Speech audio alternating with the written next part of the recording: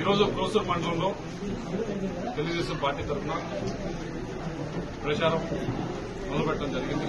దాంట్లో భాగంగా ముందుగా నాయకుల్ని కార్యకర్తల్ని నెక్స్ట్ 45 రోజుల నుంచి 50 రోజుల దాకా చేయవలసిన కార్యాచరణ ఏదైతే ఉందో పార్టీ అధ్యక్షుల వారు ఏదైతే మన విజయవాడలో చెప్పడం జరిగిందో దాన్ని వారికి తెలియజేయడం జరిగింది.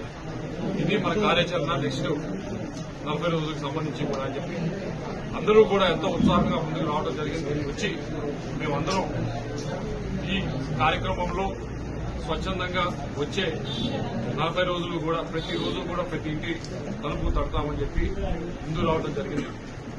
వారందరికీ కూడా వారికి ఎంతో విలువైన సమయాన్ని కేటాయించి ఇప్పుడే ఈ రోజే కాదు వచ్చే 45 రోజులు కూడా పార్టీ కోసం కేటాయిస్తున్నారు. వారందరికీ కూడా మా ఇద్దరి తరఫున ప్రవీణ్ గారి తరఫున నా తరఫున ప్రత్యేకంగా ధన్యవాదాలు తెలియజేసుకుంటాం.